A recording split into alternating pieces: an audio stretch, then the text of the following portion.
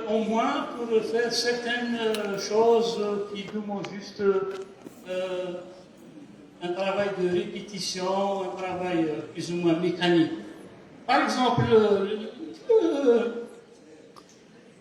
le logiciel dont vous avez parlé tout à l'heure, il est un peu fameux ces dernières années. Non, c'est pas Revit, c'est... SketchUp. Non. Le truc d'Oxford, l'université d'Oxford. Space Syntax. Voilà. Peut-être map, je pense, ou quelque chose comme ça. Là, c'est juste une application au lieu, parce que les architectes, ils n'ont pas l'occasion ni la possibilité de faire l'expérimentation de leur projet avant la réalisation. Donc, c'est une occasion, par exemple, de faire cette expérimentation, c'est-à-dire virtuellement, avant de passer à la réalisation. Donc, ce logiciel, il permet d'examiner un peu le côté, on va dire, spatial, ou bien j'aime utiliser un mot un peu spécial, celui de topologie. Donc, la topologie. Donc, c'est et là, je pense que c'est un domaine très lié au travail de l'architecte, la topologie, c'est-à-dire la configuration de l'espace lui-même. C'est-à-dire loin des matériaux de construction, loin des techniques de construction, etc. Donc, ça permet, ce logiciel, qu'est-ce qu'il fait? Donc, il fait une simulation de l'usage, de l'espace. Donc, il permet de détecter, comme vous l'avez dit, quelles sont les zones qui sont très connectées, quelles sont les zones moins connectées, quelles sont les zones un peu isolées. Et donc, on peut rectifier le tir déjà avant la réalisation, ce qui est déjà bien. Donc, pour moi, il ne faut pas confondre c'est-à-dire, il ne faut pas confondre les moyens avec les... Mais excusez-moi, personne ne les a confondus, donc je n'ai peut-être pas compris le sens de votre question, si on a une, hein, parce que je ne suis pas sûr qu'il y en a une. C'est juste pour dire que moi, je ne suis pas dans un effet de mode. Il fut une époque où l'effet de mode, c'était la CAO. Puis c'est un effet de mode, c'est devenu le BIM. Aujourd'hui, après, ça est devenu la réalité augmentée. Et puis aujourd'hui, c'est l'IA. Moi, je ne suis pas dans un effet de mode. Moi, je suis dans un effet de parler, d'expliquer, surtout par rapport à la problématique qui est posée par le ministère de l'Enseignement supérieur et par la dynamique algérienne et même mondiale, c'est de dire qu'il faut aller dans des dynamiques de start-up environnementales. Maintenant, vous savez qu'en Europe, jusqu'en 2027, si je ne me trompe pas, ils ont eu sur 10 ans, ils ont des programmes tous les 10 ans, où ils financent, ils ont jusqu'à 200 milliards d'euros de financement de projets, et la priorité, elle est donnée sur 3 programmes. Développement durable, entrepreneuriat, communication. Donc c'est une dynamique mondiale. Et quand on voit ce que les gens sont en train de faire aux États-Unis, etc., et tout, donc c'est cette histoire-là de dynamique. Ce qui m'intéresse moi aujourd'hui dans ça, c'est pas de dire non, mais la priorité chez l'architecte, c'est plutôt la conception. Non, avec tout le reste que je dois à tout le monde. C'est autre chose la conception. Parce que moi je refuse justement, c'est là où on va comprendre le mal qui est chez nous, je l'ai déjà expliqué dans cette amphi, le mal qu'a l'architecture en Algérie, c'est que des architectes. On a trop tendance à dire, ouais, mais c'est cahier de charge, ah, mais c'est la commande, ah, mais c'est le pouvoir.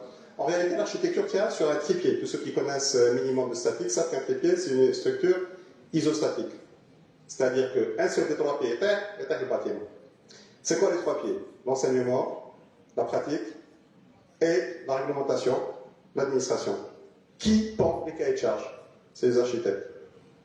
L'administration. Qui enseigne? C'est des architectes. Qui pratique? C'est des architectes. C'est-à-dire si on a un tel niveau de médiocrité aujourd'hui à tous les échelles, dans l'enseignement, dans la pratique, dans la recherche, dans le truc, c'est que des architectes l'ont fait. Donc, il serait intéressant que les architectes deviennent bons dans tout ce qu'ils sont en train de faire. Aussi bien quand ils enseignent la conception, que quand ils commencent à réaliser, que quand ils commencent à prendre un cahier de charge, que quand ils commencent à communiquer leur projet, que quand ils commencent à intéresser les gens. C'est Mohamed. Il faut batailler, je suis désolé, mais l'architecte espagnol qui a développé l'application pour faire prendre conscience aux gens de la valeur du patrimoine, nous on passe notre temps à crier qu'est-ce qu'on a fait pour sensibiliser les gens? À quel moment c'est lorsque les gens ils ont commencé à se dire tiens, il y a des touristes. Ça m'a fait très plaisir de voir maintenant des axes touristiques qui se développent à la Casbah, des journées extraordinaires, mais en même temps ça m'a fait paniquer parce que les gens sont en train de faire tout seuls. Ça serait bien qu'il y ait des architectes à ce moment-là qui les aident. Et on a à ce moment-là des outils spécialisés pour comment réhabiliter une maison, faire un truc, un protocole, etc. Et tout. Donc moi, ce qui m'intéresse aujourd'hui, c'est pas de dire le plus important pour l'architecte, c'est la conception ou la conceptualisation, et donc c'est plutôt ça plutôt que ça, c'est de dire l'architecte, déjà, dans l'absolu, il faut qu'il s'intéresse à tout, mais en même temps aussi, il a la capacité de développer des choses que d'autres n'auront pas cette capacité de réfléchir. Parce que les problématiques, il faudrait justement sortir de cette idée monodisciplinaire, transdisciplinaire. Donc aujourd'hui, on ne pose plus les problématiques par discipline, on pose la problématique, et cette discipline-là, quelle est la discipline qui peut aider à résoudre cette problématique? Et non pas de dire, nous sommes architecte, je dis là.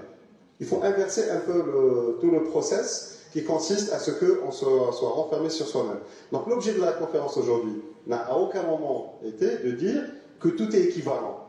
Rien n'est équivalent et rien n'est plus important que l'un sur l'autre. Il dépend de la situation, il dépend de la question posée, il dépend de la problématique, il dépend de l'endroit où on se trouve. Excusez-moi, quand on est en Europe, on ne se pose pas la question de l'importance de l'espace public. Je ne parle même pas des pays nordiques. L'importance que quand vous faites un projet urbain, vous devez faire de l'espace public, non seulement pour la qualité des gens, pour la biodiversité, mais même quand il y a une catastrophe naturelle, heureusement que vous avez des espaces publics pour pouvoir installer les gens pour payer les couches. Donc ça veut dire que là, ce qui m'intéresse, moi, effectivement, on n'a pas les mêmes priorités. Eux, il a d'autres priorités. Il y a 7 degrés, ce sont ces 7 degrés qui m'ont expliqué, qui essaient de convaincre, et le patrimoine, c'est important. Je veux juste sortir de moi-même. Donc l'objet de la conférence d'aujourd'hui était de montrer, vous, architectes, si vous décidez de faire une start-up, vous avez plus de chances que toutes les autres disciplines. Et non pas, faites que des start-up dans le domaine de la conception architecturale. C'est pas ce qui m'intéresse pour vous dire très franchement. Voilà, je sais pas si... Parce que j'ai pas senti qu'il y avait une question. Je pensais que c'était plus des remarques auxquelles j'ai réagi.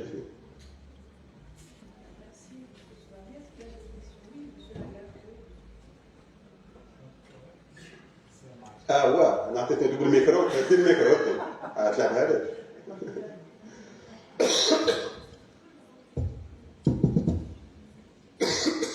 Merci, M. Jamy. Donc, Karim Zimbar, architecte. Ce que je voudrais comprendre, c'est-à-dire, bon, je ne sais pas si je vais start-up et tout, mais l'arrêté 1275, c'est un arrêté qui est destiné aux étudiants.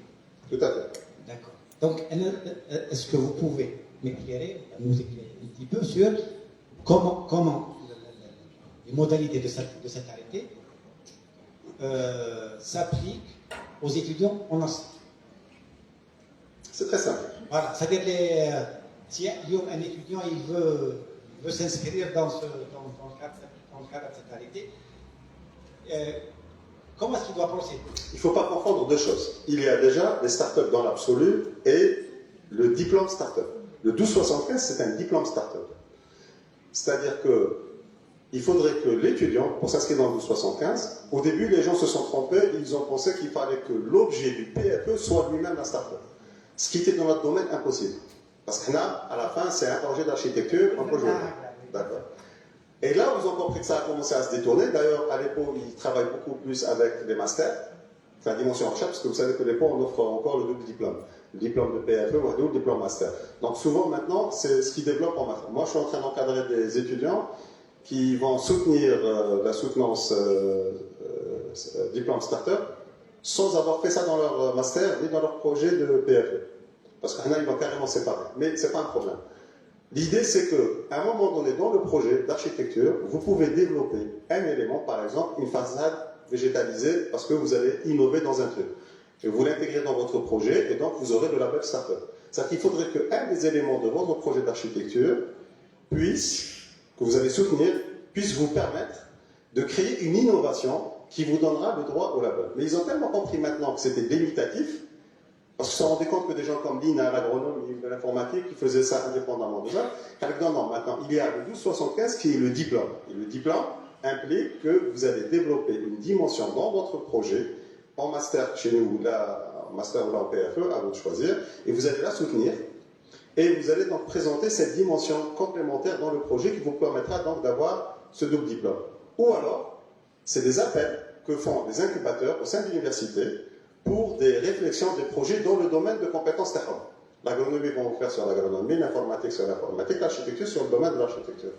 Et à ce moment-là, il y a des gens qui viennent de l'extérieur, qui sont des fois des jeunes diplômés, des non-architectes, des étudiants de première année ou de deuxième année, ils ont une idée et ils se disent, tiens, est-ce que vous ne pouvez pas nous aider pour faire? Ça, c'est autre chose, c'est pas le 1275.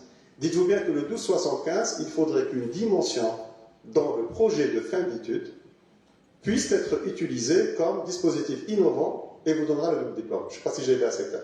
Oui, mais qui a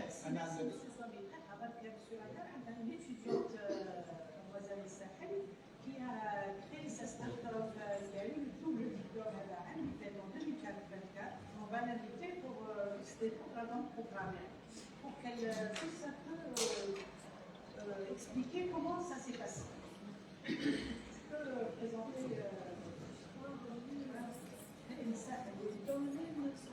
dans le même sens de la question. Oui, bien sûr. Puisque là, le projet qui a appelé c'est un cas qui est passé par là. Elle a créé elle a eu son diplôme de start-up. Elle nous explique comment Quel problème?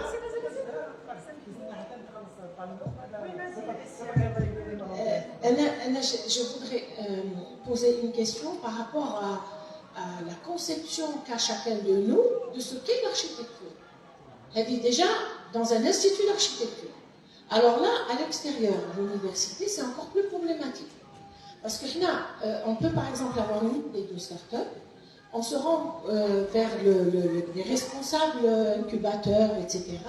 Écoute, j'ai eu cette expérience et je vous dis en termes précis la réponse qui m'a été donnée. Donc, madame, ce n'est pas une start-up, c'est une société. Point à la ligne et rentrez chez vous.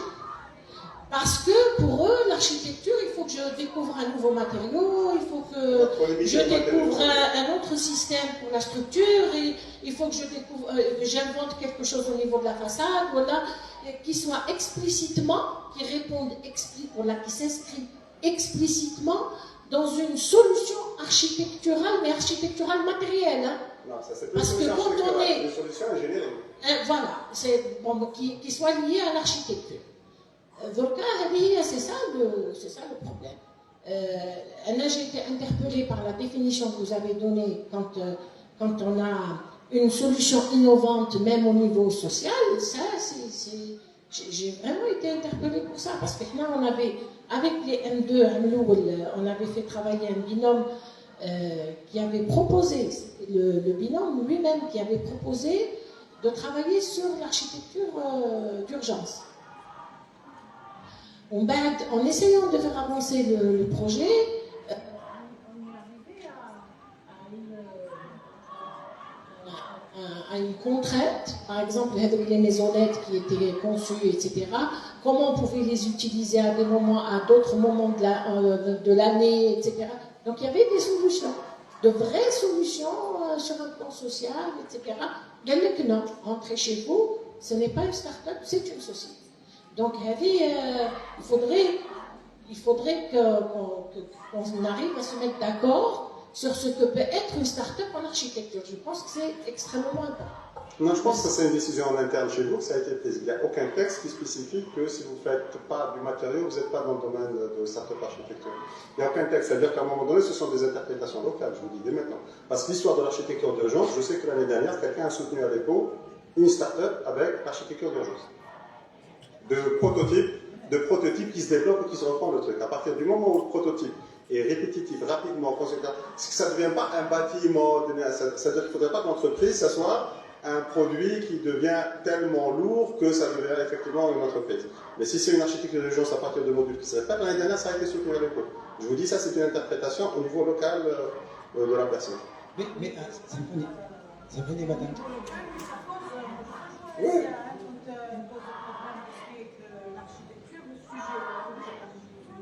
Eh bien, ça a été fait, je vous en parlais. L'article, j'ai publié un article qui parle de l'enseignement de l'architecture, donc le sujet est la start. Mais qui décide, en fait, comment ça dit, mais qui décide que vous avez La commission. elle est composée. Ça c'est au niveau local. Non, mais elle est composée de qui? Qui sont les personnes? Il y a des structures qui ont été mises en place par le ministère. Vous avez la maison d'entrepreneuriat, l'incubateur, le Blue, comment ça s'appelle, la Cathy. Il y a plein de trucs. Ce sont des mécanismes dont vous avez des représentants et c'est eux qui, à un moment donné, disent valide ou pas le truc avec un jury. Mais tout le monde a compris que vous avez trop de nom comme là. Ouais.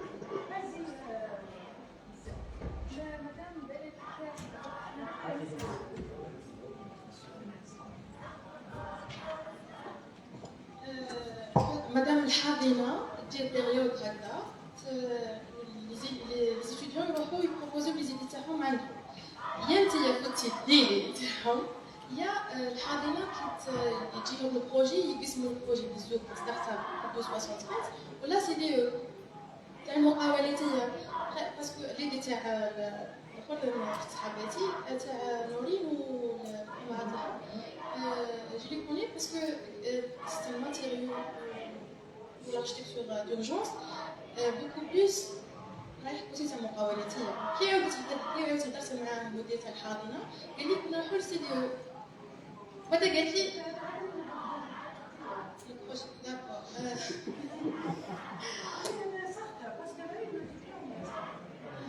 Bon, mon idée de start-up c'était sur le projet de fin d'études, pas le contraire. Parce que Habina, في الوقت هذا كانت déjà engagée في le projet de fin d'études. بعد مثلا حابين ديروا لنا كاين ستارت اب وميرسي مسيو عادل على لي زانفورماسيون باسكو انا تمنيت قلت جا واحد قال لهم لي قبل ما نبدا ليدي تاعي حتى لي زيكزومبل اللي قال لهم انا كنت اوكين ايدي باسكو انا الاولى هنا في الاركتيكتور في الديبارتمون تاعنا دونك بروبوزيو لنا بلي كاين حاضنه وهاي واش تحكم هاي واش دير دونك انا من البروجي دو فان دوتود سيت نخرج اون ايدي. Le projet de fin d'études qui est un hôpital d'urgence chirurgie médicale, machine de basé sur les 5 concepts, un hôpital avec zéro hôpital, zéro énergie, zéro carbone, zéro papier, zéro immerge.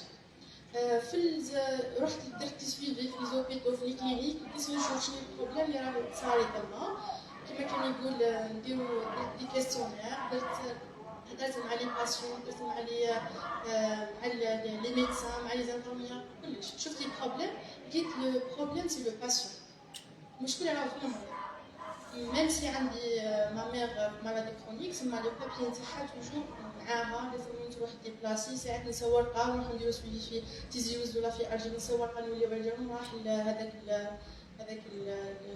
هذاك الكونسلطاسيون نهار تاع الكونسلطاسيون من بعد قلت بديت ندير في لي ريشيرش تاعي بديت نشوف ميم سي الحاضنه كانت شويه متاخره باسكو حنا سوتني في جوان وافريل يبداو يديروا لي زانفورم يديروا هذوك لي كور تاعهم كيفاش تجي لو طون تاعك مع البروجي جينيرال تاع ستارت اب حاجه كومبليكي وزيد ميم سي لونكادرونس يقول لك روحوا شوفوا هذيك وديروا هذيك مليحه لي ما تلقاش وقت تجيري فيه كلش تسمى حاجه هذه واش علمتني الانكوباتور نجيري وقتي ونمد اولوياتي الحوايج باغ كانوا يبانوا لي حوايج مهمين بصح هما نو من بعد دخلنا في بديت نشوف لقيت باللي la numérisation de le côté de la santé, 80%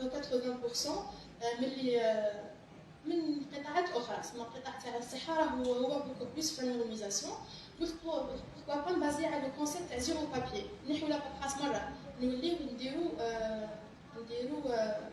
une plateforme ولا جو سي با كاين شغل كنت غير نشوف نحط غير في اقتراحات بعد كل ما نروح نشوف خاطر كنا كونسلتي رحت لمديرية الصحة رحت الولاية درت مع الأمين العام شغل كل ما نروح نبروبوزي ليدي تاعي مش كامل يعني باش ما يديوش ليدي نبروبوزي ليدي كانوا يجوني دي زيد اخرين شغل حاجه تجيب حاجه وهذه الحاجه اللي خلاتني نديفلوبي ليدي تاعي نوصل لواحد لو بوان هكذا بلي هذه اللي نحاول نديرها بعد رحت انا ما سوتنيتش في جوان سوتنيت في سبتمبر هذيك لا بيريود تاع الصيف استغليتها رحت لوزاره الصحه هدرت مع بزاف ناس اللي حاكم الفارماسي اللي حاكم هذيك من حتى اللي يدير اللي حاكم داتا سنتر هدرت معاه هدرت من لافيدي تاعي قال لي فوالا كيفاش حنا نخدمو واش تبازمتي واش ديري قال لي لا اكسبتيوها لك في الوزاره تاع شركه الناشئه والصغار قال لي لا اكسبتيوها لك قال لي حنا نقدروا ندخلوا فيها ونسيو نعاونوا باغ كونطخ الحاضنه شويه قلت لك تروطاتات مع حنا سورتو لاركتيكتور ما عندناش ميموار عندك بروجي طلعوه عندك كونسيبسيون عندك بزاف حوايج لازم يجيوك في نفس الوقت وميم سي يكون مفتوح باسكو الحاضنه نتعلموا في حوايج جامي شفناها باغ كونطخ دراسه السوق التسويق بزاف حوايج هما مليح في نفس الوقت بصح شغل تحسهمش في وقتهم عندك بزاف حوايج حاجه اللي كنت نشوف فيها دائما انه بالله ما يقلبوناش نسوتنيو في عطينا وقت كافي باش ندزو المعلومات كامل شغل المخ تاعنا يهز بزاف معلومات من بعد فتره محدده ينساها باغ اكزومبل انا كنت نكتب وكنت ما نابليكيش واش درت بعد دينا دي ورك شوب ننسى واش كان يقرينا باش نابليكي مزيه كي نديرو دي كونسلطاسيون بغير هذوك لي كونسلطاسيون كاني ابوندونيت ستارت اب باسكو كان واحد يعاونني وكنت قلت لك انا وحدي ما كانش انا نشري لي زيدي تاعي ما كانش كنا نقولوا انا درت هذه انت وراك ونعود انت واش درتي واش ما درتي جو كنت وحدي ما راسا مونوكادر مسيو خرشي كان توجور معايا موتيفيني ديري هكذا زيدي جربي هكذا بصح هكذاك ولو طون كان بدنا يعني ما في سبتمبر كانت ريزولتا يعني مليحه الحمد لله اللي يكون عطاو باسكو 1275 يعطيك وقت حتى ل 31 ديسمبر باش تسوق Imaginez-vous, الحاضنه تقول لك عندك الوقت باش تسوتني لازم تقول لك ازرك سوتني باش نديرو بيدي فينا دونك زوج حوايج مع الوقت هو كنت قبل ندير شغل سوتمون سيباري مي كي عرفت لي تاع البروجي تاع ستارت اب كانت غولي مع البروجي فان دو تويت ما قدرتش نديرهم سيباري هي وي هي لازم توصل للبروتوتيب كي توصل للبروتوتيب يقدروا يعطيوك باش تسوتني كي تسوتني يديروا الدوسي تاعك للوزاره هذاك الوقت تاع الوزاره هذاك شغل على حساب البروتوتيب اللي خدمتوه مع لو بيتش داي اسك مقنع ماهوش مقنع في حفايس هكا ديال لورماسيون يفهموا ليدي تاعك فوالا سي موا نورمالمون يعطيك 3 موا ولا 4 موا باش يقلبوا لك لا ريبونس ومن بعد يبدا التمويل ومن بعد تبدا البروجي نتاعك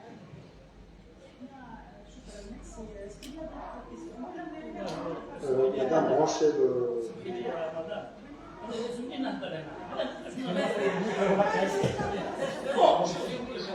مبروك عليك درتي افير بزنس مليح مبروك عليك 100% ماذا بيا الطلبه كل يديروا لنا الفن يديروا ما خير بصح انا جو بوز بليزيور كيسيون مادام حنا رانا نقولوا ستارت اب en architecture.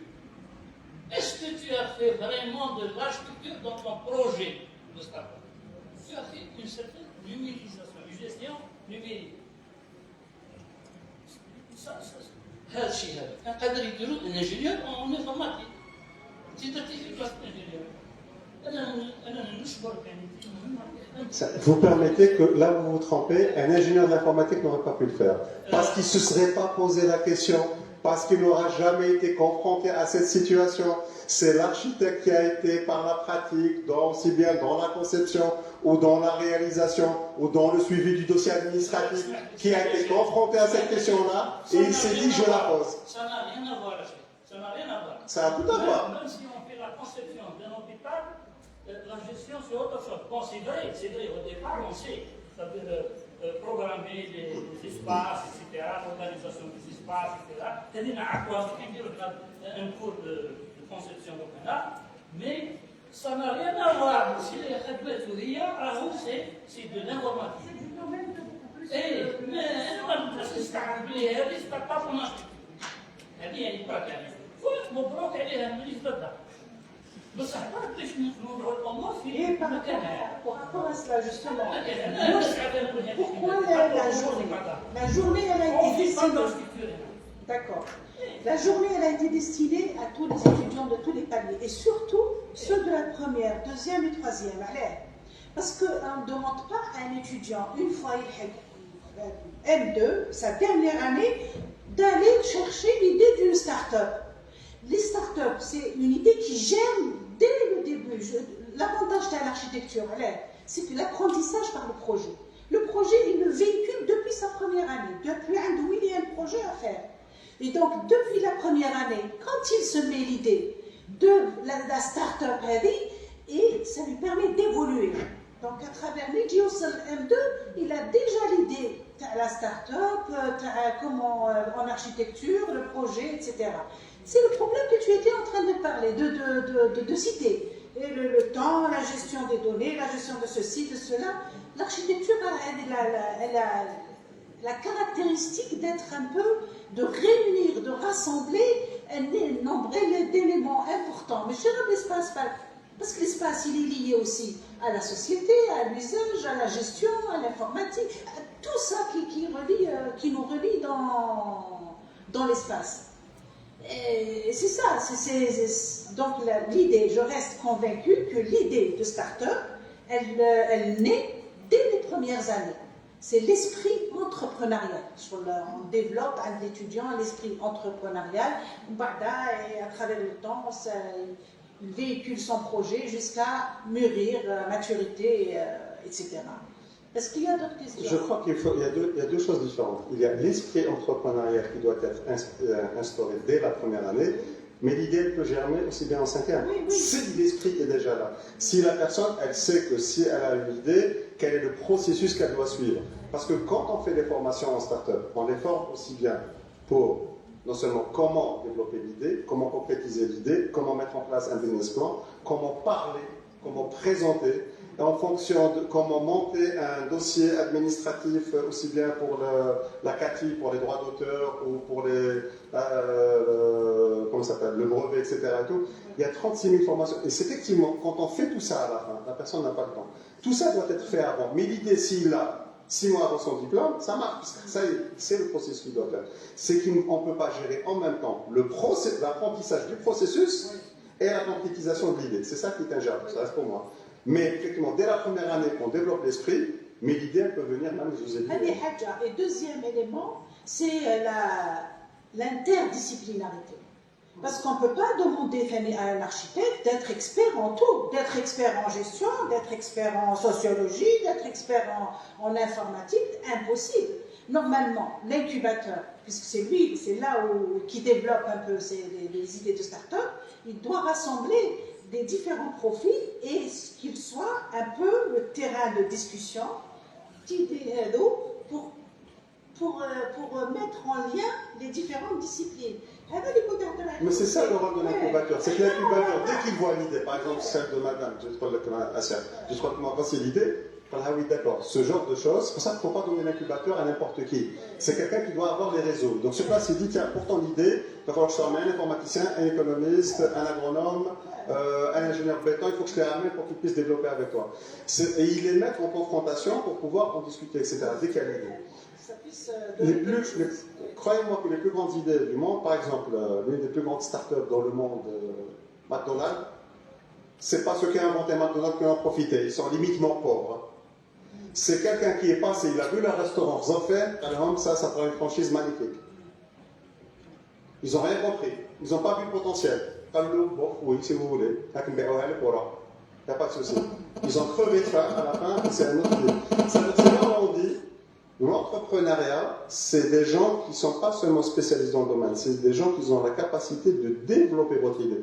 La preuve, Elon Musk n'est pas ingénieur dans toutes les disciplines qu'il fait. Où se décale SpaceX, Tesla, Twitter et compagnie. Mais le mec, il a vu le potentiel de développement de chacun. C'est pour ça que la question qui est posée à un moment donné, elle est posée par celui du domaine. Mais pour la développer, c'est pas lui. J'ai un ancien étudiant à moi qui est parti en France, puis il n'a pas développé sa start-up en France, qui a fait son diplôme là-bas, qui a fait une application, un système qui permettait ce street food, mais innovant. C'est-à-dire, au lieu d'avoir par des carrefours, au lieu d'avoir au même endroit, on se déplace avec des applications halal. Les étudiants, quand je leur ai ramené, ils lui ont posé la question, mais comment, avec quel logiciel tu as fait l'application halal? Je n'en avais rien à se tirer. Moi, j'ai eu l'idée, j'ai eu le protocole, et le jour de sa mise en application, j'ai payé un informaticien, il va me le développer. Mais jamais l'informaticien n'aura l'idée de développer dans une problématique urbaine comment avoir une logique de carrefour. qui se déplace pour animer les places publiques. Il n'aura jamais cette idée. C'est comme le développement d'AutoCAD, d'Archicad et tout qui se développe. C'est pas l'informaticien qui va vous dire je vais vous faire tel outil qui vous permettra de faire du paramétrique. C'est l'architecte qui à un moment donné dira j'ai besoin de paramétrique. Donc il expliquera pas comme donc oui, en informatique ça veut dire que je dois faire ça et ça. C'est tel logarithme, c'est tel algorithme qui le fait, etc. Donc c'est ça, il faut pas confondre effectivement l'idée d'une start-up architecture. Il n'y a aucune start-up d'un domaine ou d'un. Il faut l'accepter. Qui va avoir l'idée? Franchement, on n'en a rien à cirer. Moi, j'ai eu la chance d'avoir fait une expérience de workshop avec l'agronomie. On a mélangé des étudiants d'agronomie et d'architecture. Et la condition, c'était très bon. Qu'est-ce que les architectes font? Les idées qui sont sorties étaient bien meilleures que quand on faisait les workshops, quand j'étais invité à l'agronomie ou l'architecture ou quand on a décidé de mélanger, nous ont sorti des idées par le mélange qui étaient extraordinaires.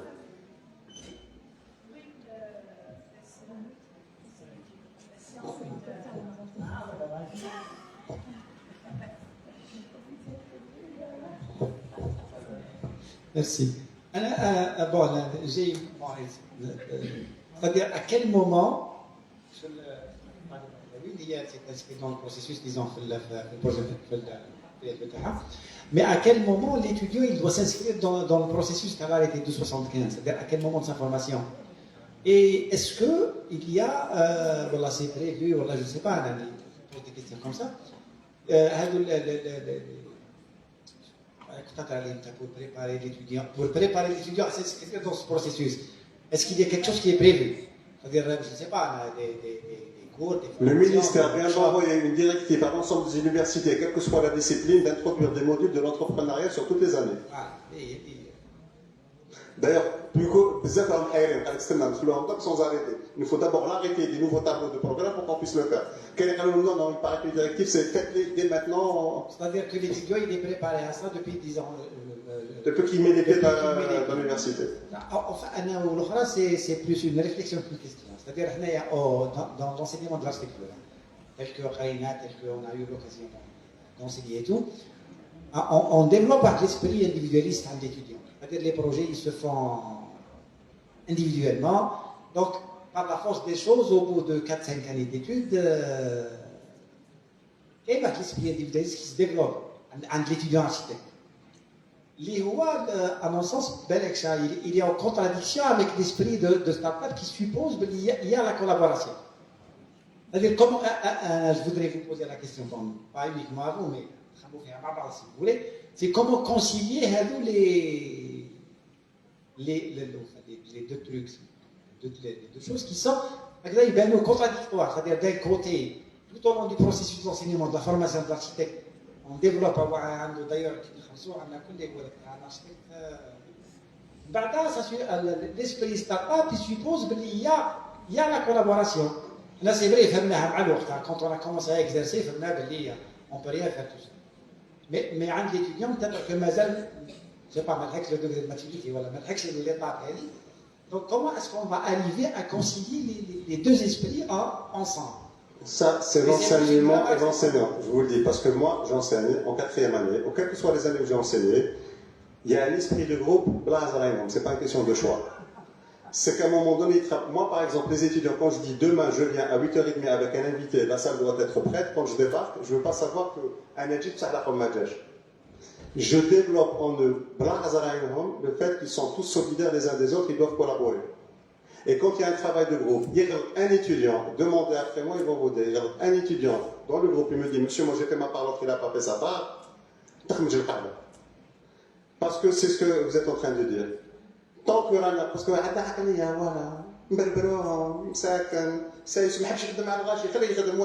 on sait que c'est un travail de groupe qui ne pourra pas faire tout seul. Mais lui, il veut être seul. Moi, ça n'existe pas. Moi, c'est un travail, je sais qu'il peut faire deux. Vous allez le faire en groupe. Ou le cas et malgré qu'à la fin, il y en a un qui a bossé pour tout le monde, pour camoufler tout le monde, eh bien, il a appris, c'est comme ça que ça se passe plus tard. Parce que plus tard, ça dans des équipes, soit ils accepteront tous de travailler ensemble au Rocarian. Donc, je vous dis, ça dépend des enseignants. Moi, ils passent pendant un semestre, c'est obligé. Après le deuxième semestre, on passe au projet individuel. Et malgré ça, passez dans mon atelier, vous allez voir que je débarque, je laisse, ils exposent, je ne fais que la synthèse à la fin. C'est une question de la façon avec laquelle vous avez décidé d'enseigner. Vous avez décidé d'être dans un esprit. Je me rappelle quand j'étais étudiant, il y avait un conférencier allemand, dont je me rappelle pas le nom, c'était en 92. Il est venu à l'époque, il a fait une conférence, il nous disait ça répond à votre truc. Les architectes veulent faire des choses exceptionnelles. Les enseignants exigent de leurs étudiants de faire de l'exceptionnel. Chaque étudiant est emmené à vouloir faire quelque chose d'exceptionnel. Je tiens juste à vous rappeler que 90% de la ville est faite de choses banales. C'est qui va les construire? Elle est pas mal cette question. Alors que finalement, c'est parce que nous, les enseignants, c'est la fameuse remarque du dernier philosophe de tout à l'heure, où tout le monde dit mais toi, tu as changé quelque chose. Non. C'est comme pourquoi le hirak n'a pas marché? Parce que tout le monde a décidé qu'il ne changera pas tant que ça ne change pas.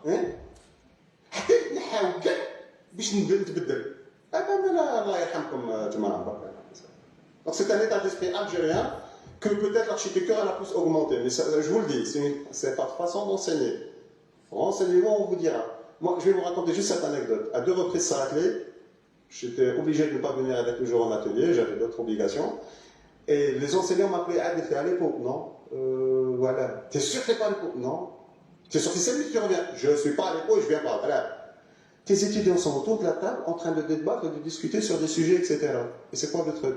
On n'a jamais vu des étudiants parce qu'ils n'ont pas le choix. C'était ça. C'était quand j'allais venir à la séance d'après, il fallait non seulement que j'ai les vidéos, les photos, mais ça c'est fait, et la synthèse c'est fermée. Sinon, tu te gueules. Mais nous, nous avons besoin de ça.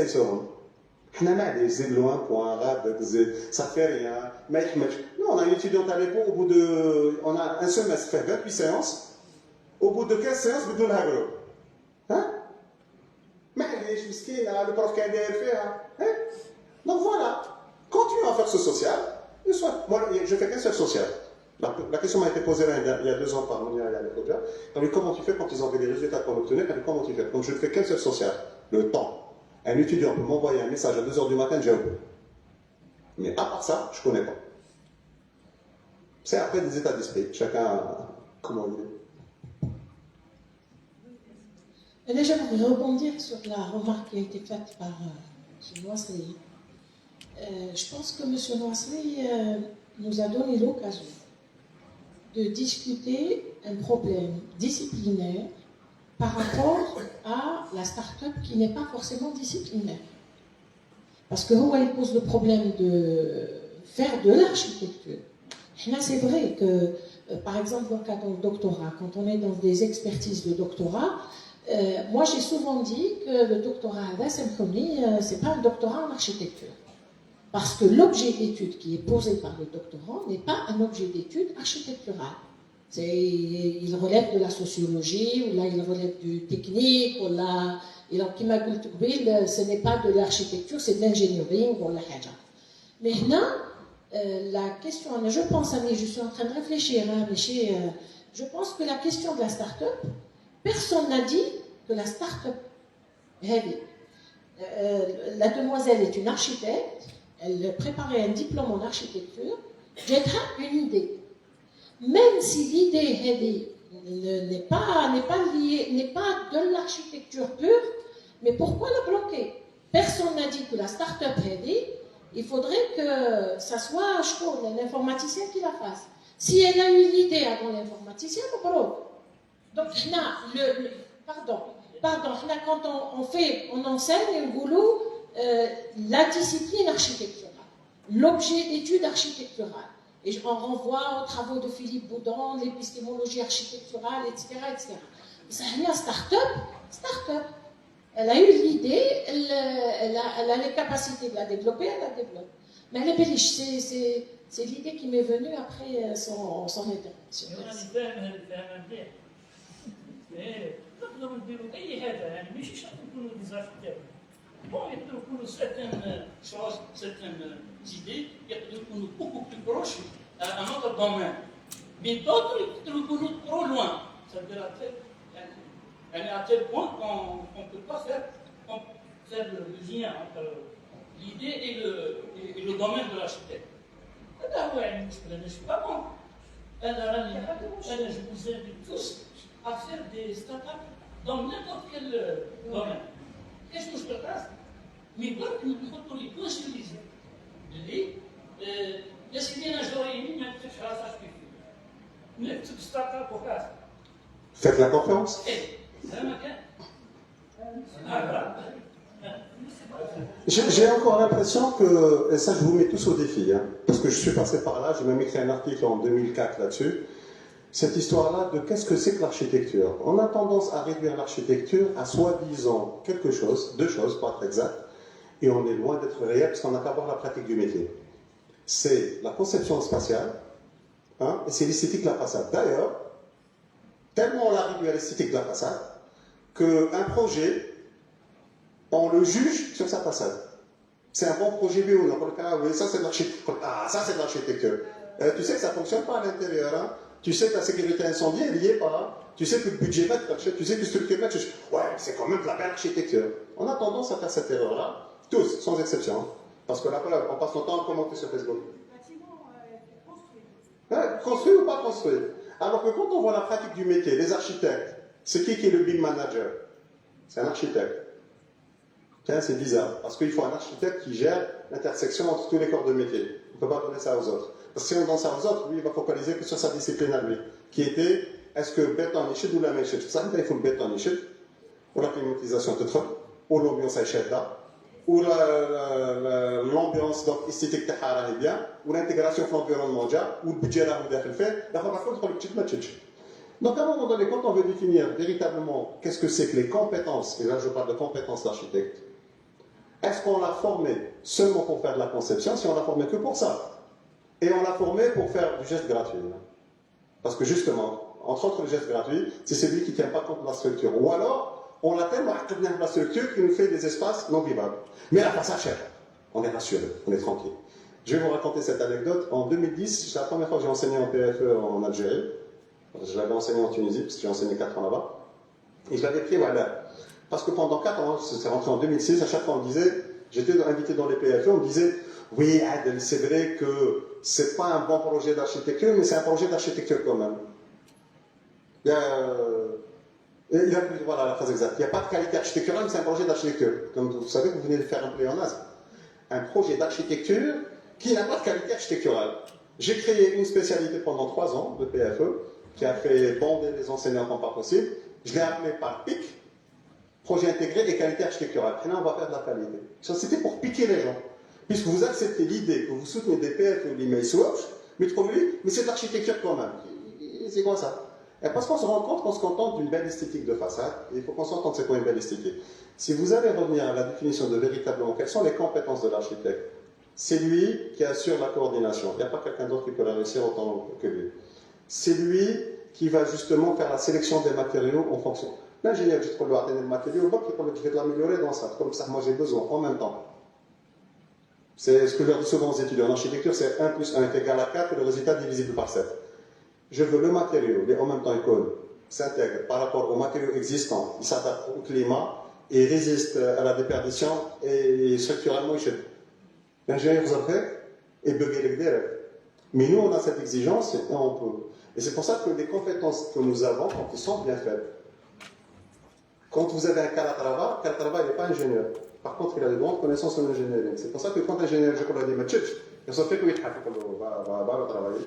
Parce qu'il lui donne la base. Nous, c'est juste qu'on soit un espace bien, et ben nos étudiants ne feront jamais d'architecture. Parce que quand ils sont confrontés à la réalité du budget, de la statique, de l'orientation, de l'intégration site, alors ça va rigoler. Il y a carrément les noms, ils faisaient que des beaux objets. Je dis beaux objets entre guillemets. Hein. Et à la fin, dans la réalité, parce qu'on se dit, non mais ça parce que c'était pas de l'architecture. C'est de l'architecture. Parce que si vous ne l'apprenez pas à gérer ce genre de contraintes, ben il ne fera rien. Puisqu'on contrainte de geste gratuit. Je remercie le ministère pour la présentation. Et j'enchaîne la start-up de Mademoiselle. Moi, je suis un peu. Je ne suis pas d'accord avec chinois, parce que, bon, même si c'est au fond, c'est basé sur le fond de l'informatique, mais du point de vue application, elle va toucher l'architecture d'une manière ou d'une autre. soit sur le plan fonctionnel.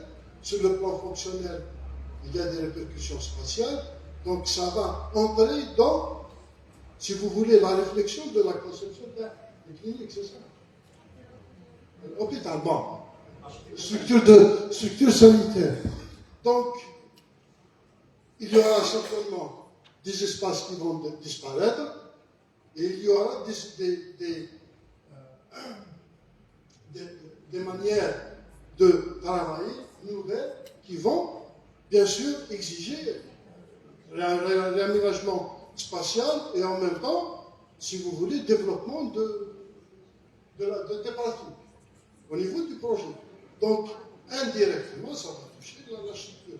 Moi, je pense que là, les startups en architecture, il faut définir l'architecture.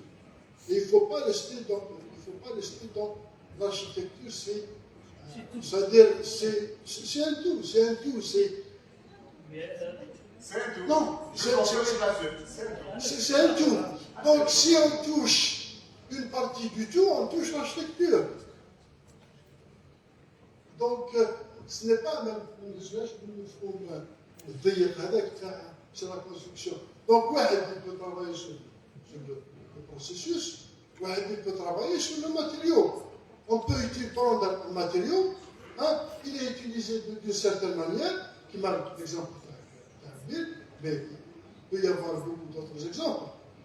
Et on détourne un peu l'usage du matériau, en changeant la couleur, peut-être en changeant la texture, peut-être en changeant la forme, et on peut l'utiliser pour l'architecture intérieure, pour l'extérieur, on peut l'utiliser, changer les caractéristiques et l'utiliser à d'autres fins d'ingénierie, l'isolation, voilà, le smooth.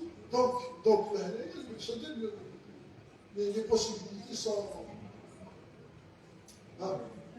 Il y a un exemple qui me vient à l'esprit.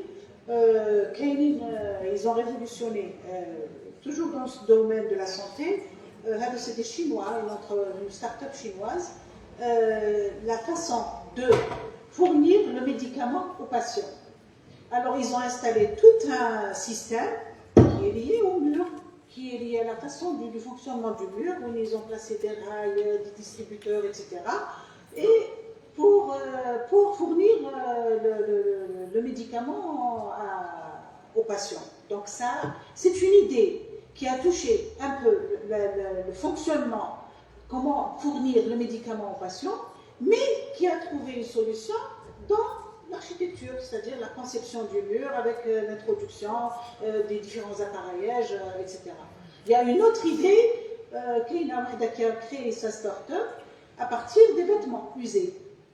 Donc elle a utilisé tous les vêtements que les gens n'utilisent plus, elle les a broyés, elle les a mélangés avec des matériaux biosourcés, enfin, de la terre, etc. Et elle en a fait des briques. Et ça a donné de très bons résultats parce que c'est en même temps écologique et esthétique. Ça permet des décorations. C'est des idées comme ça. Donc c'est une idée qu'on développe et qui peut participer aussi bien à l'ambiance qu'à la construction. Pour redonner un exemple là-dessus, il y a Renzo Piano, c'était considéré comme la famille terre, parce que toute sa famille, son grand-père, son père, ses frères, c'est tous des ingénieurs. Et donc il se foutait de sa gueule, toi architecte, je crois quelque chose de bien.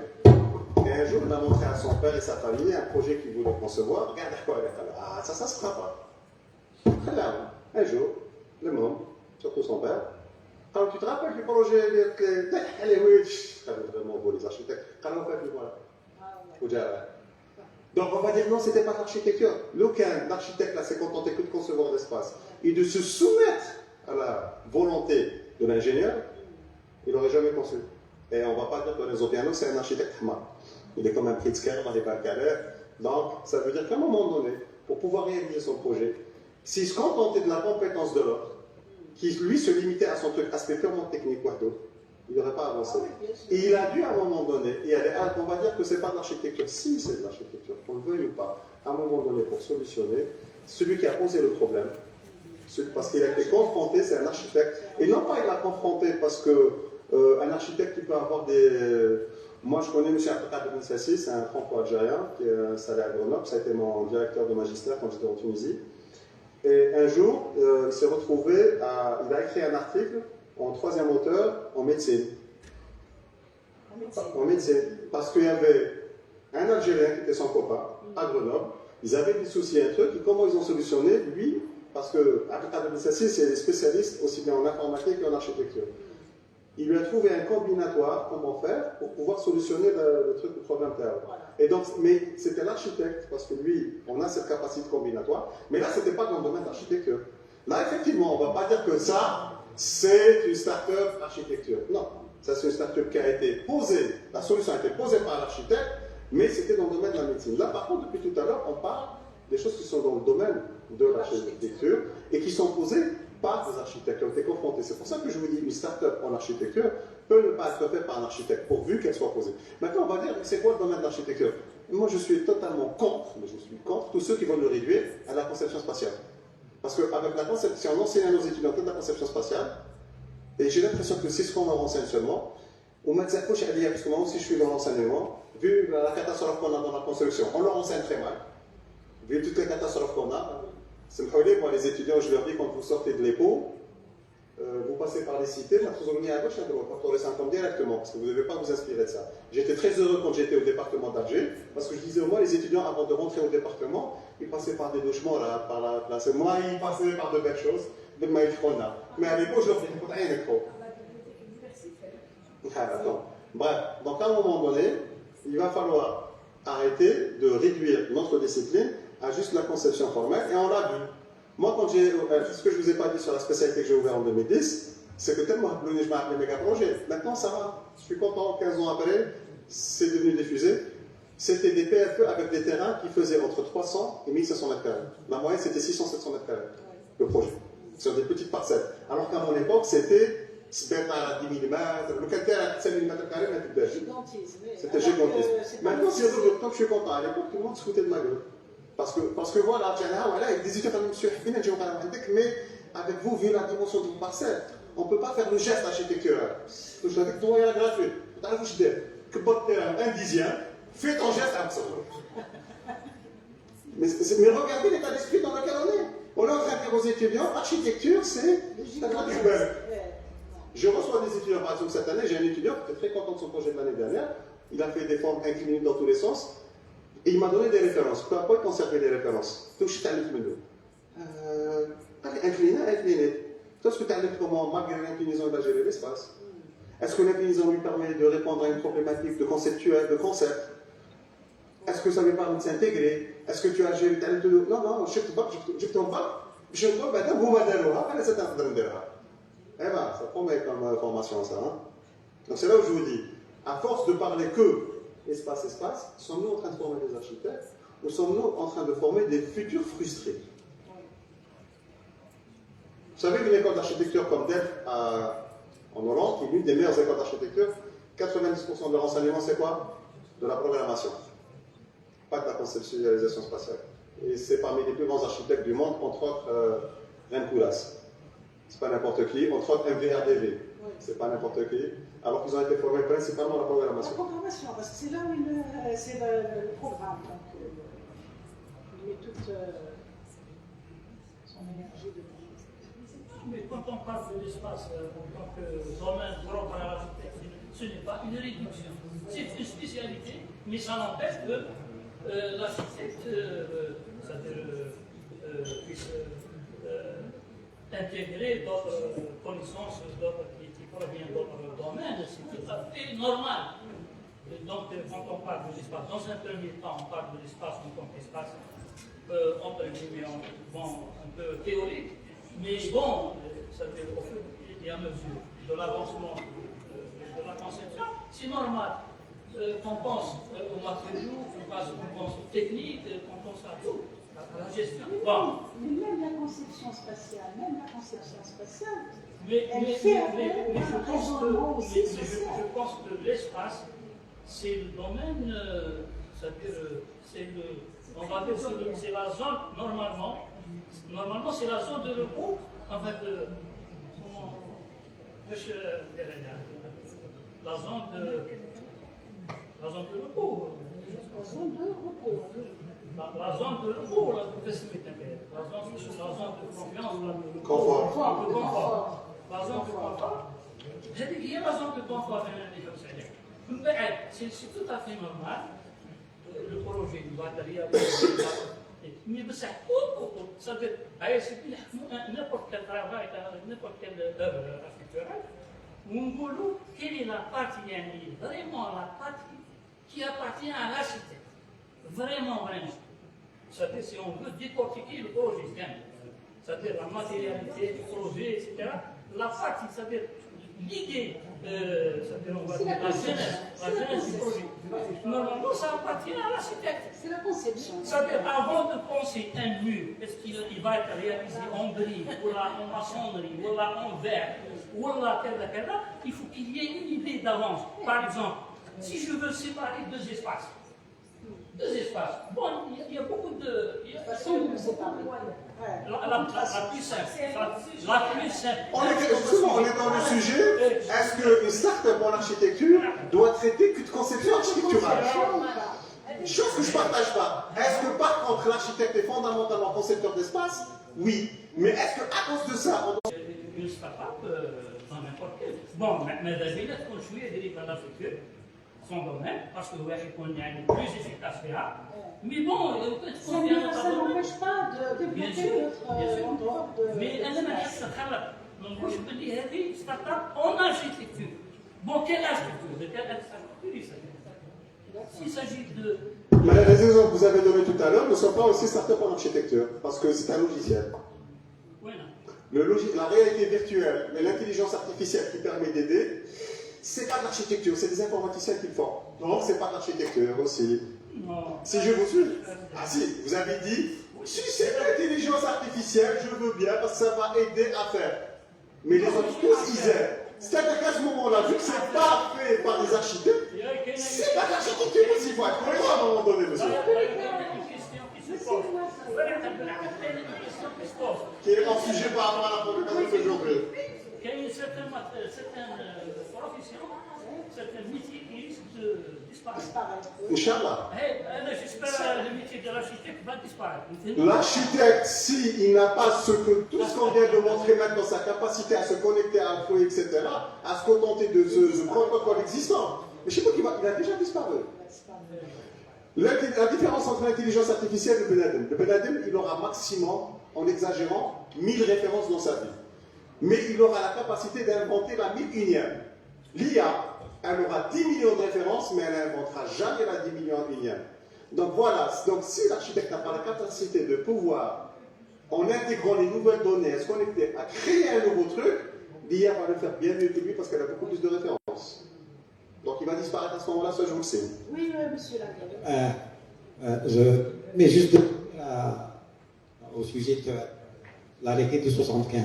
Donc, si j'ai bien compris, l'étudiant il peut s'inscrire dans ce processus à n'importe quel palier de sa formation. Oui et non. Le 1275, c'est pour avoir le diplôme. Donc ça peut se faire, même s'il a une idée qui a été faite avant, qui s'est inscrit avant, il ne pourra ce projet-là le transformer en diplôme start-up qu'en soutenance. Par contre, c'est là où le ministère, quand ils ont compris qu'ils ont un peu trop déconné en focalisant sur ça, ils ont commencé maintenant à faire des campagnes, je ne sais pas, il y a quoi comme là, mais ils ont commencé à... Moi je le savais parce que je travaille beaucoup avec Jemaat Polytech et l'agronomie et les îles, donc je savais. Mais c'est que l'architecture, ils ont compris on va faire, l'incubateur va aider toute personne dans le domaine de l'architecture à développer sa start-up sans être obligé d'aller dans un diplôme start-up. Mais quelle que soit l'année où il est inscrit. Quelle que soit l'année, même s'il a déjà son diplôme. C'est une autre. Mais le 1275, il faudrait soutenir un diplôme de fin d'année. Non, ça je l'ai compris. وكاينه حاجه اخرى اللي حكيتها طالبه سي كما ما فهمتش بالك la procédure que l'étudiant fait justement pour s'inscrire dans le cadre de cette arrêté. Qu'est-ce c'est l'incubateur chaque début d'année, c'est ce qui se fait chaque année, je ne sais pas si ça s'est fait ici ou pas, mais chaque début d'année, il y a un appel avec une date limite d'inscription de dire aux étudiants, ceux qui sont inscrits en Master 2 ou en projet de fin d'études et qui ont une idée qui peut se transformer en start-up, peuvent s'inscrire jusqu'à telle date. Dès qu'ils s'inscrivent, ils vont commencer à développer le programme. C'est l'incubateur qui lance. C'est l'incubateur qui quand ils s'inscrivent sur ce Monsieur Menga, c'est l'incubateur. C'est l'incubateur qui lance la porte. C'est l'incubateur. À l'université. À l'université. C'est l'incubateur qui dit voilà, vous avez telle date pour vous inscrire. C'est l'intermédiaire. C'est un intermédiaire. Mais un incubateur, il est tenu par un responsable, c'est pour toute l'université. Aujourd'hui, chaque faculté, normalement, a son représentant qui est un peu... Ils commencent à les former pour pouvoir faire mûrir l'idée. Il y a d'abord une sélection. Est-ce que Une ça sélection.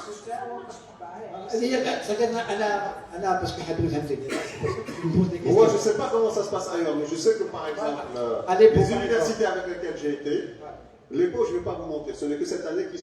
Tous leurs PFE, c'est que ils peuvent faire des startups bien modernes. Pourtant, pendant les 3 dernières années, ils n'ont jamais dépassé le nombre de 15-20 personnes. Ah si, moi j'ai les statistiques. Polytechnique, Architecture, à l'université de Sétif. Les sciences de gestion, les beaux, 40. Avant, ça s'est fini avec une douzaine, et encore, avec du forcing, en faisant croire que c'était des startups alors que ça n'était pas, en faisant croire qu'ils ont déposé des brevets alors que ça n'était pas. C'est pour ça que moi, je ne fais pas de la politique. J'adore travailler avec Polytech et avec agronomie parce que c'est des gens sérieux. Le problème, ils veulent juste annoncer des chiffres. On est censé avoir une présélection, mais pour l'instant, dans les disciplines dont je vous parle, il n'y a tellement pas d'inscrits que ils le font aboutir juste pour dire on a fait soutenir. Donc, mais normalement, il y a une inscription parce qu'il y a un suivi qui doit être sérieux. On ne peut pas venir une promo d'athlète tous start-up. On ne peut pas suivre, de toute façon, c'est pas possible. Donc, il y a une présélection qui se fait. Normalement, quand il y a un vrai engouement, vous avez une présélection. Et à partir de ce moment-là, il y a des séances qui sont communes. Qu'est-ce que c'est qu'un BMC? Qu'est-ce que c'est qu'un business plan Canva?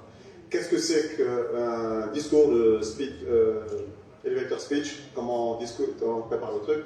Comment on prépare les dossiers administratifs? Ça, c'est pour tout le monde. Après, on fait des séances personnalisées. Donc, j'ai beaucoup de spécialistes. Ils vont t'aider pour ça. Ils vont te former encore sur ça. On peut même t'envoyer, et c'est à la charge de la start-up, faire des formations. Faire des formations. On peut même t'envoyer faire des formations. Et quand le truc des formations, parce que justement, vous êtes un domaine d'architecture, un domaine de truc, vous avez tous une certaine dimension, on peut vous regrouper tous, on fait une formation. Et tout ça se fait au niveau de l'incubateur. Qui doit gérer. C'est pour ça que vous pouvez avoir un incubateur, celui le responsable, doit être quelqu'un du domaine, pas du domaine de la discipline, du domaine de l'incubation, de l'environnement incubation et entrepreneurial, et qui a ses réseaux pour pouvoir vous dire. Si vous mettez quelqu'un qui est plus dans l'administratif, il ne va rien vous développer. La théorie, c'est quoi? Tout ça se fait dans l'incubateur. C'est l'incubateur. Et puis ensuite, à la fin, vous avez votre diplôme, vous avez votre label, vous pouvez ouvrir. Vous allez après vous trouver les sources de financement. Parce qu'il faut, dans l'incubateur, il y a deux choses. Il y a ce qu'on appelle l'incubation et l'accélération. C'est deux choses différentes.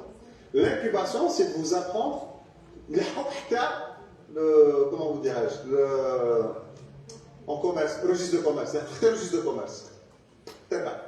L'accélération, c'est comment après avoir votre registre de commerce, vous allez développer les réseaux de vente, de communication, de publicité. Ils vont vous aider à vous mettre, et c'est là où on prend le pourcentage d'un certain soir là. Par exemple, il faut comprendre l'université, à un moment donné, ça a bloqué, mais j'en parlais de l'image, l'université elle vous forme, ils vous prennent 7%. Ils ont très mal expliqué. Ils ne vous prennent pas 7% de vos bénéfices. Parce que quand vous êtes à l'université, ils vont vous aider, ils vont vous former, ils vont même payer vos droits d'inscription. Si c'est un projet, si c'est une innovation avec invention, bon, c'est brevet. Si c'est juste une idée innovante, c'est droit d'auteur, donc c'est la CATI. Et c'est l'université qui paye à votre place. Et le problème, ils prennent 7%, mais ils ont mal expliqué aujourd'hui, ils ne prennent pas 7% sur vos bénéfices. Ils prennent maximum 7%, je dis maximum, 7% des droits d'utilisation du brevet. Parce que dans un processus de production, vous avez les droits d'exploitation du brevet, le stockage, la production, la publicité, le transport. Tout ça, ça rajoute au prix du produit. Les 7% que prend l'incubateur à l'université, c'est sur les droits d'exploitation qui, en général, représentent entre 15 et 20% du prix global. Ça veut dire qu'ils vont prendre 7% de 20%. De 20%. C'est vous dire. Et ça a été mal expliqué. À l'époque, on arrête de start-up, on se calme. Ça n'a rien à voir. Et c'est normal qu'ils prennent. Et je trouve qu'ils ne prennent pas beaucoup, même. S'ils ont bien fait leur job, hein, ils vous forment. Ils vous font des formations. Ils vous ramènent des professionnels qui vous expliquent. Ils vous inscrivent. Ils vous payent des droits de trucs. Ou à la fin, ils ne prennent pas 7% de 20. C'est moi, je serais 7 de 20. Fait comme 3% même pas. Il ne faut pas exagérer à un moment donné. D'accord. Donc là, les étudiants, on ne les a pas entendus. Vous avez d'autres questions à poser? Après, il faut dire le livre. Non, ça, de toute façon, on va clôturer la séance de la matinée. Et s'il y a des questions, enfin, les étudiants qui veulent développer une idée ou autre, ça sera dans l'après-midi. Voilà. L'après-midi, ça se passe où? Pardon? L'après-midi, ça se passe où? Bah, ici même. En sachant que moi, je dois rentrer à Alger par l'autre.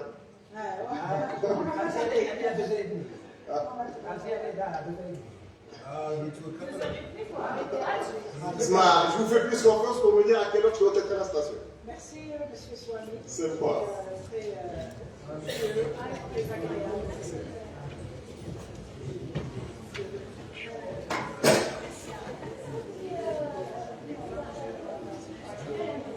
Hein? J'ai même pas le permis. Je suis incapable d'en bouger.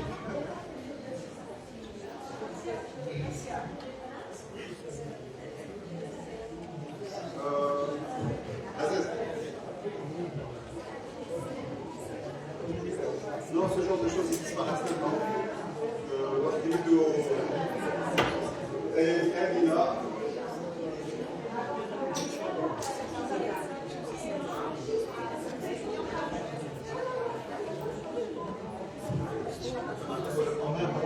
Tellement je les ai vus disparaître.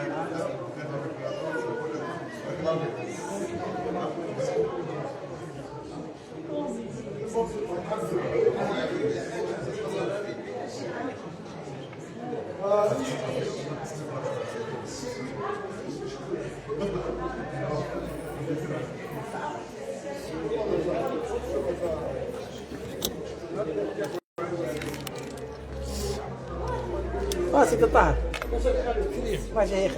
Merci beaucoup pour l'invitation et والله زعما بان زعما بان تاع تريح الديبارتمون لابريميدي ولا والله ما على بالي من نخمم لا عدت تروح هيا نديك معايا نخمم ولا عدت ما تروحش هذيك